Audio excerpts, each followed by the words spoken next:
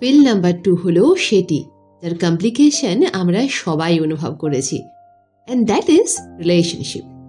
আমরা আমাদের সম্পর্ক থেকে কি এক্সপেক্ট করেছিলাম আর আমরা কি পেলাম, সমগ্র গল্প এই গ্যাপের বিষয়। আর এই গ্যাপ দিনের পর দিন বেড়েই চলেছে because of the fastest life we are living.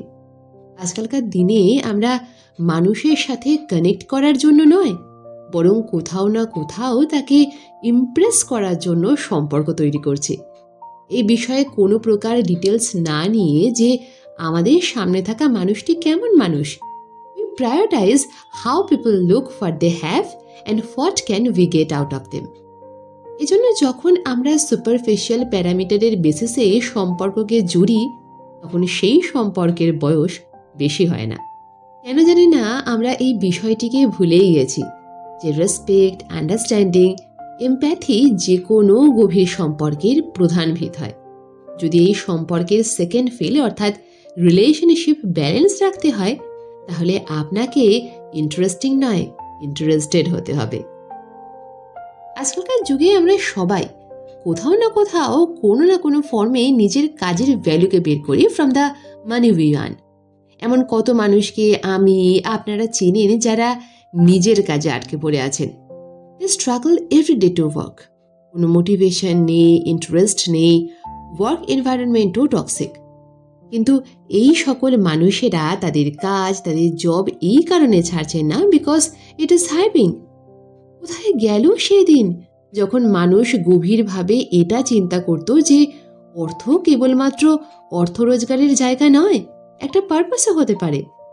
নিজের কাজের সাথে ডেইলি স্ট্রাগল করার চেয়ে, অফিস পলিটিক্সের কারণে নিজের বিপি বাড়ানোর চেয়ে, বাচ্চার অ্যানুয়াল ডেতে না যেতে পারা কারণ বসের বার্থডে সেলিব্রেশন অ্যাটেন্ড করার চেয়েও জরুরি হলো এই বিষয়ে সময় দেওয়া যে সেই কাজ কোনটি যা আমাকে, আপনাকে বার্ডেন নয়, সেন্স অফ পারপাস অনুভব করাবে। যেই দিন আপনি আপনার পারপাস ও তার সাথে রিলেটেড কাজ পেয়ে যাবেন না, সেই দিন আপনার কোনো কাজকেই বার্ডেন বলে মনে হবে না। Every day, every moment you will filled with joy. হয় আপনি এমনটা করুন, নয়তো make peace with the work choices that you have make and change your perception from negative to positive. সাকসেসের অর্থ অটোমেটিক চলে আসবে। And this will also align the third field of your life, which is work life. চতুর্থ আর আমার মতে সব থেকে underestimated field হলো সোশ্যাল কন্ট্রিবিউশন।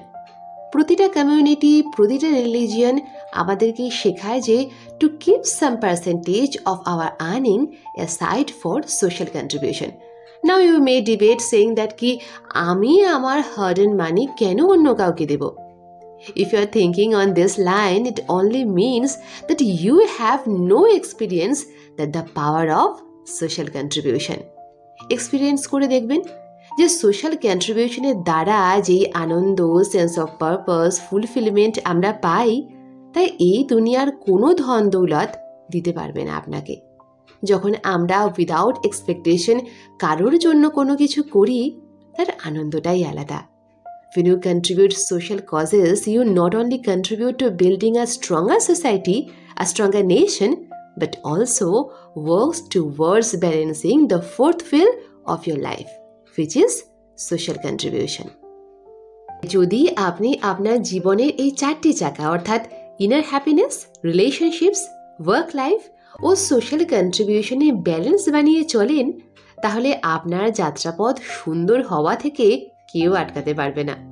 এই বইয়ের একটা লাইন যা আমার মন ছুঁয়ে গেছে, তা হলো stop going through life, start growing through life. Align yourself with the life you want to live. Powerful, তাই না? As a bonus lesson Gaur Gopal Das বারবার বলেন, পজ, রিফ্লেক্ট, ইমপ্রুভ। আমি তো এই মন্ত্র আমার ওয়ার্ক স্টেশনে লিখে রেখেছি। আপনিও এটিকে সেখানে লিখে রাখুন যেখানে আপনি তা বারবার দেখতে পান। And it helps you recalibrate your life when it's needed. আজ তাহলে এই পর্যন্তই।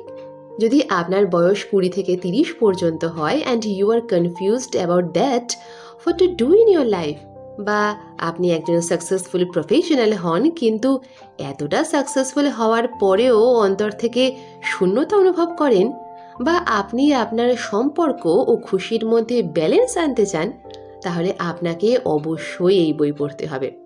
ফিরে আসবো অন্য কোনো বুক রিভিউ নিয়ে। ততদিন ভালো থাকুন, সুস্থ থাকুন। নমস্কার।